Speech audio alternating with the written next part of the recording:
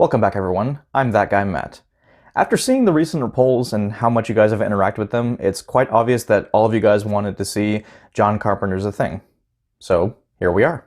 Released in 1982 and directed by John Carpenter, The Thing takes place in Antarctica, at a scientific outpost where a group discovers an alien that can not only mutate, but also imitate other life forms. So the group has to band together to not only eliminate the creature, but find out who is still human. The idea for the film was based on the novel Who Goes There by John Campbell. There was even a version before John Carpenter's version called The Thing from Another World. And of course there was also the 2011 prequel that showcases some of the events that took place before the events of this film. Now it should come as no surprise, obviously, that I do love this film, and many people love it as well. But would you be surprised if I told you that The Thing actually was critically panned upon its release back in 1982? We'll get into details later on, but for the purposes of this tangent, The Thing is a dark film. And no, I'm not referring to the lighting here.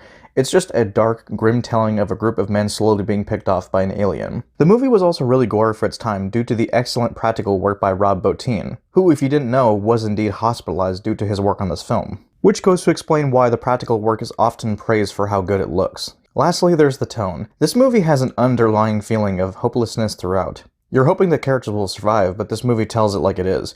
You don't know who will make it out, who will get killed, and who's gonna die. So I'm sure many people were off-put by this because they were so used to seeing movie characters triumph over the evil and save the day. Hell, one of the most polarizing reviews came from the co-director of the original film, Kristen Neebe. They stated in the review for John Carpenter's film, "If you want blood, go to the slaughterhouse." Damn, that's a bit harsh, isn't it? Despite all the backlash, the movie nowadays is considered one of the best horror films ever made, and for good reason. It's a genuinely well-made film with a lot of tension, a likable cast, and some of the best monster effects ever put to screen. I think I've laid out a pretty good foundation so far, so without further ado, let's go ahead and take a look at The Thing and see why this film is beloved by so many horror fans alike. The film opens with your stereotypical flying saucer landing on Earth, which is not only a nod to older space invasion films of its time, but is also a way for the film to subvert your expectations. Trust me, they won't be visited by Marvin the Martian. We then see a helicopter chasing after a dog, but we're unsure as to why. We're then introduced to the crew of the Antarctic Science Research Facility, engaging in activities like reading and ping pong. Or in the case of MacReady, played by Kurt Russell of course, is drinking whiskey and playing against a chess computer. However, the game is cut short when the computer cheats and MacReady responds in the most hilarious manner. My move, rook to knight 6. Checkmate. Cheating bitch. Back with the helicopter and dog, it reaches the crew members and immediately takes a liking to them. The man is yelling what seems to be a bunch of gibberish, but is actually speaking Norwegian, warning the crew that the dog actually is dangerous. The man starts opening fire, but he accidentally injures one of the crew members in the process. As a result, a man named Gary retaliates and shoots the man in the head, killing him. With no signs for help, MacReady takes a few members with him to investigate a nearby camp that may be home to the Norwegian riflemen. But not before we see the dog approach one of the men.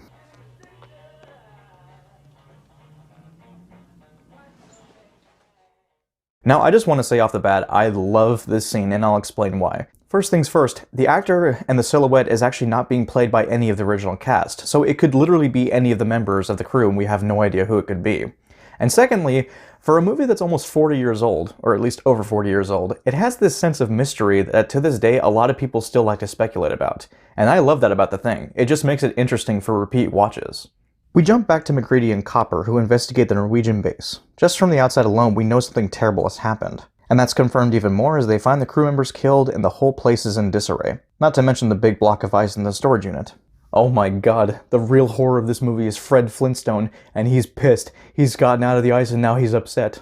After investigating the inside, they are just about to leave, but not before they find a mangled corpse in the snow. Now, as I mentioned in the beginning of this review, there actually was a 2011 prequel that did address the events of this Norwegian camp, but for the purposes of this review, I will not be covering the prequel. However, if you guys aren't interested, I can recover that in a different review. So, for the time being, we're just not going to address it, but just know that if you guys do want a review of the 2011 prequel, I can do it, so just let me know down in the comments below.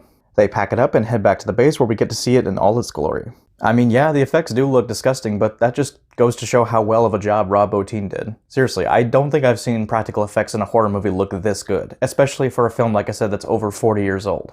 The crew are obviously disgusted by what they're seeing, so Blair is requested to begin an autopsy.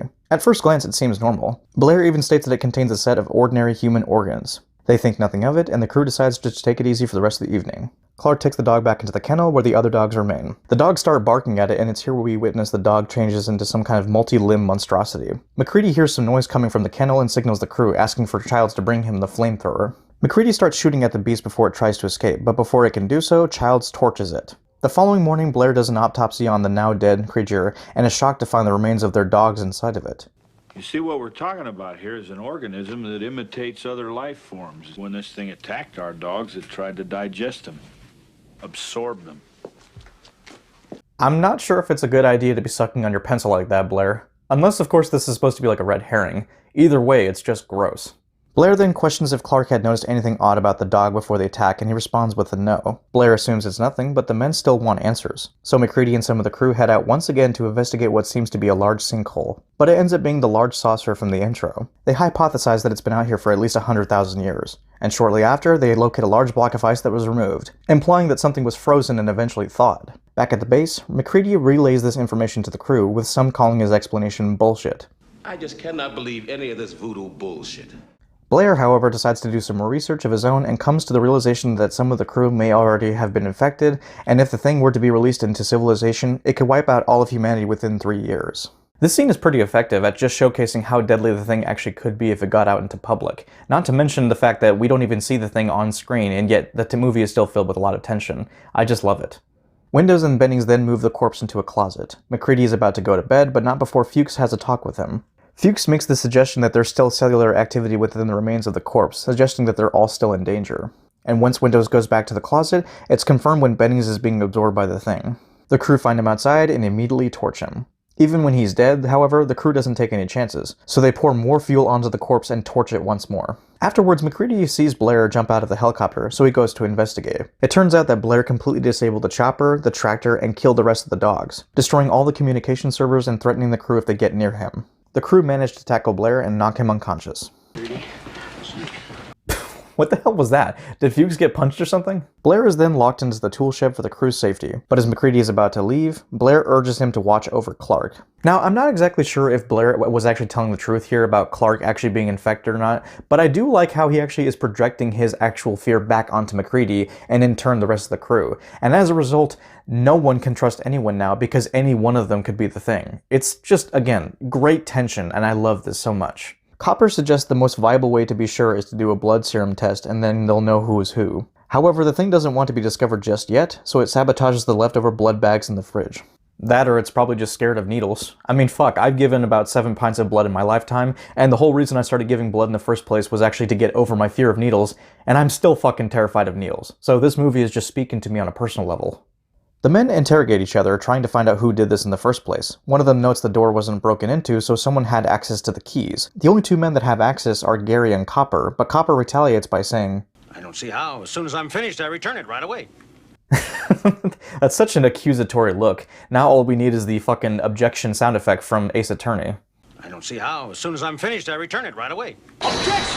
The men begin to argue with one another, with Windows even trying to grab a shotgun from the armory. Gary then holds him at gunpoint, urging him to put the gun down. It's here where the men decide that they need more level-headed individuals to take charge, so they appoint MacReady as the leader. We then jump to MacReady, who's recording a tape. He states what they've been dealing with and they're all tired and can't trust each other, but quickly goes back and rolls over that section of the tape. Real quickly, I want to dissect this for a second because I think it's pretty interesting on MacReady's part. Now, I'm sure he'd like everyone to survive, obviously, but he probably doesn't see that as the outcome. So just in case the whole operation goes sour, he wants whoever finds the tape to be ready for the thing. Instead of including the bit about being tired, he includes vital information about the characters and what it's capable of doing. And that's why I think MacReady is a great leader. He's thinking about the greater good.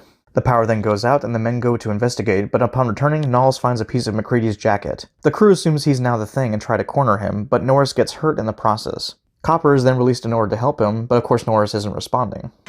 Clear! Clear.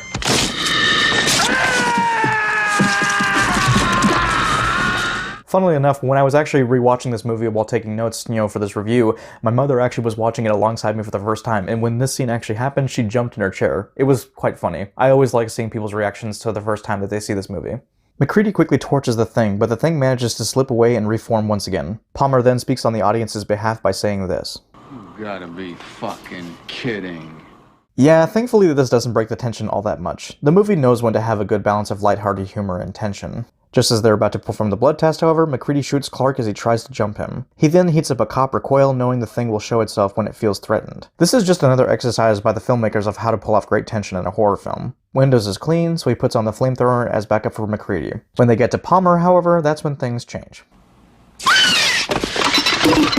Now, I don't mean to sound like a broken record, but these effects are just so damn cool. I haven't even mentioned the fact that the transformation looks painful as we see the face deform. It just looks so gross, yet so cool. The thing bites windows before MacReady quickly torches it, then destroys it with an explosion altogether. They finish the tests, and Gary calmly explains how he feels about his current predicament. I'd rather not spend the rest of this winter tied to this fucking couch! Now, I do have to say that if I was to levy any level of criticism, it would probably be this one scene, because on one hand, yes, it is funny, but at the same time, it does break the tension, which was so fluid up until this point, so I don't know. Maybe this is just me. I didn't think it was all that funny to begin with, but that's just me. MacReady, Knowles, and Gary go to the shed to check on Blair, but he's nowhere to be seen. After doing some investigating, they discover the thing has been constructing a new spaceship. If this doesn't demonstrate how sinister this thing is, I don't know what will. The men destroy the saucer and decide that they can't let the thing live, because the thing will inevitably freeze itself, and when the rescue team comes to find them, the whole thing will start over. So they decide to plant bombs throughout the facility, which hopefully will stop the thing altogether. Not long after, we see Blair attack Gary and kill him. Knowles goes to investigate, but is unfortunately killed too. Finally, MacReady is faced with a thing, and we get one of the best liners in horror history. Yeah, fuck you too! The thing blows up and MacReady is now out in the open, with almost no hope left. It isn't until Child shows up and they question each other about their whereabouts. Ultimately, they're both too exhausted to fight each other and decide there's only one thing left to do. Wait here for a little while. See what happens.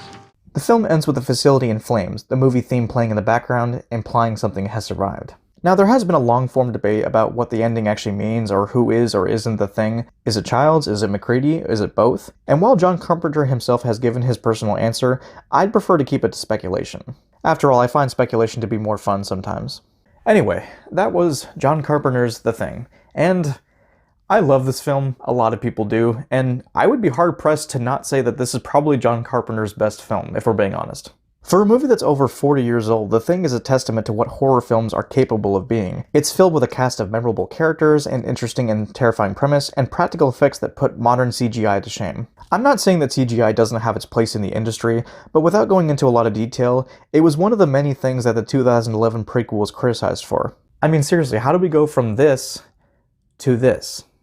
Simply put, The Thing is just filled with a lot of mystery, intrigue, and has a lot of rewatch value. I remember the second time I watched this movie, I was trying to keep track of who was who, and also decipher who was the thing and wasn't the thing. The acting all around was pretty solid, with Kurt Russell stealing the show as he normally does. If we were to point out any of the issues, they're minimal of course, but I do think some lines can break what were otherwise excellent moments of tension, like the blood test scene for instance. That being said, those are nitpicks and they don't take away from the bigger picture. Overall, The Thing is a masterclass in horror filmmaking. It hits the nail on what many horror fans love, and it's easily one of John Carpenter's best films, if not his best film, in my opinion. However, just don't go into it with a full stomach if you're at all queasy. You may regret it later on. But hey, I'm a gorehound, so it comes with the territory. Real quick, I actually wanted to take a moment to thank you guys all for subscribing and watching. I mean, the channel has just been doing very well recently. We recently just passed 50 subscribers, and we also just recently hit a lot of likes and views on the videos. So, you know, to anyone and everyone who's watched my content, I just want to say thank you guys very much. You guys are all very supportive, and I love you guys for it. So if you guys have any more videos or recommendations for movies that you want me to review, put them down below in the description, or the comment section, excuse me, and of course I will get to them when I can. So until next time guys, this has been That Guy Matt, and I will see you guys all next time. Take care.